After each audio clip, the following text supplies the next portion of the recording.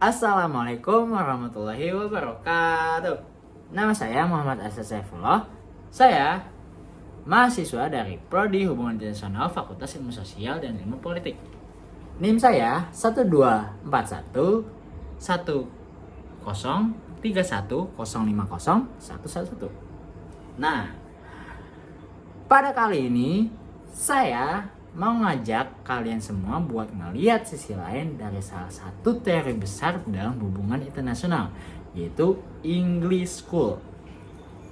Banyak orang kenal English School sebagai teori yang sopan, elegan, dan kaya sejarah. Teori yang bilang bahwa dunia bukan cuma soal persaingan kekuatan, tapi juga soal aturan, norma, dan hubungan sosial antar negara. Tapi, di balik wajah filosofisnya itu, English School juga punya banyak kelemahan mendasar yang penting banget buat dipahami biar kita nggak cuma kagum tapi juga kritis. Nah, kalau kita bayangin teori-teori hubungan internasional itu kayak cara orang melihat dunia, maka English School ini mirip kayak seorang profesor tua yang suka bercerita. Dia nggak suka angka-angka, nggak tertarik bikin model statistik, dan lebih nyaman duduk sambil mengingat sejarah panjang manusia untuk menjelaskan dunia sekarang. Nah, pendekatan historis filosofis inilah yang menjadi ciri khas English School. Tapi, justru dari sini muncul masalah pertama. Metodologinya terlalu longgar jadinya, terlalu interpretatif sampai sering dianggap ngawang. Nah, teori-teori arus utama kayak neoliberalisme atau neoliberalisme biasanya ngandelin metodologi ilmiah yang ketat. Mereka suka bicara soal sebab akibat dengan jelas, sementara English School lebih mirip orang yang bilang dunia itu kompleks ya, nggak bisa disederhanakan. Masalahnya karena terlalu filosofis, English School jadi susah diuji, susah dipakai buat menjelaskan perilaku negara secara sistematis, dan kadang malah lebih cocok sebagai refleksi sejarah daripada teori ilmiah. Bahkan konsep utamanya, yaitu International Society, sering dianggap terlalu kabur karena English School mencoba menggabungkan 3 tradisi besar sekaligus, yaitu ada Hobbesian yang realistis, terus ada Gaussian yang normatif, dan Kantian yang idealis. Ketika semuanya disatukan, konsep tersebut jadi terlalu inklusif. Alhasil, English School sering kesulitan menjelaskan posisi dirinya sendiri. Apakah fokusnya pada negara sebagai aktor utama, atau pada komunitas manusia secara global, atau dua-duanya sekaligus.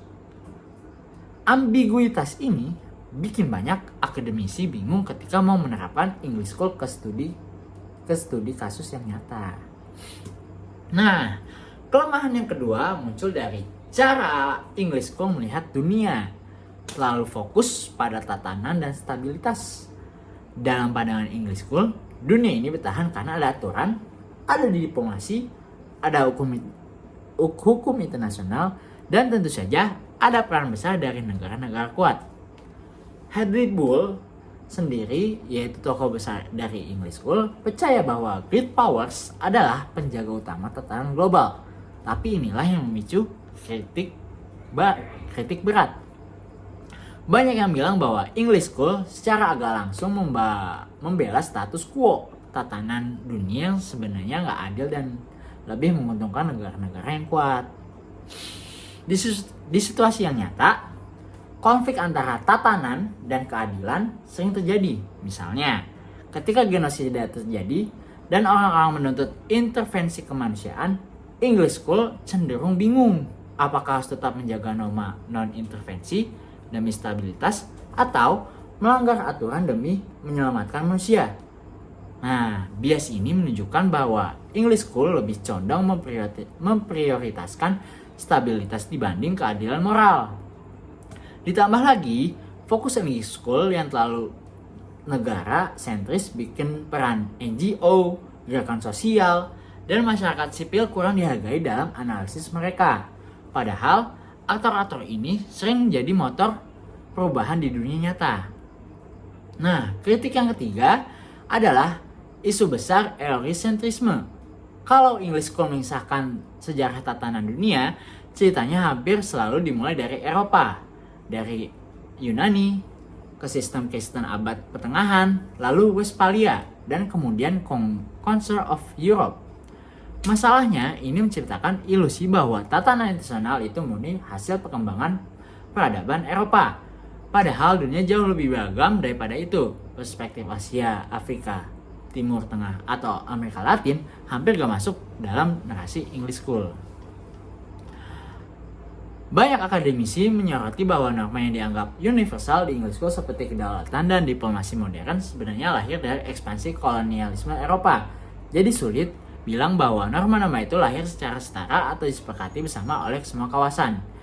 Kritik ini penting banget, terutama kalau kita bicara tentang global south yang punya pengalaman sejarah berbeda dan sering merasa tidak diwakili teori barat. Nah, yang terakhir, kalau kita bandingin English School dengan konstruktivism, kelemahan metodologi English School makin kelihatan. Kedua-duanya sama-sama menekankan peran ide dan norma, tapi konstruktivism punya kerangka yang jauh lebih jelas dan lebih jelas untuk menjelaskan perubahan. Mereka punya konsep sosialisasi, identitas, proses intersubjektif, sampai logika kepantasan. Alat-alat ini bikin konstruktivism lebih tajam dalam menjelaskan bagaimana norma baru muncul dan norma lama runtuh. Sementara English School sendiri karena terlalu fokus pada tatanan, sehingga punya alat analitis yang cukup kuat untuk memahami perubahan dunia yang cepat, mulai dari gerakan nasional, perubahan identitas politik, sampai dinamika global yang dipengaruhi aktor negara. Pada akhirnya English School tetap punya nilai penting, tetapi teori ini membantu kita melihat dunia sebagai sesuatu yang lebih dari sekedar kompetisi kekuatan.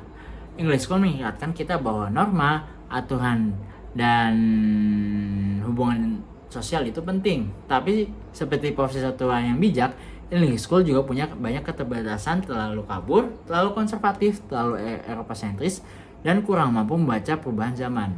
Karena itu memahami English School secara kritis berarti kita menghargai kontribusinya, tapi juga sadar bahwa teori ini harus dilengkapi bahkan ditantang dengan pendekatan lain yang lebih analitis dan kritis. Dengan cara itu kita bisa melihat dunia internasional dengan lebih jernih, lebih adil, dan lebih relevan dengan realitas masa kini. Nah, kurang lebih dari saya. Billahi taufiq wal hidayah. Wassalamualaikum warahmatullahi wabarakatuh.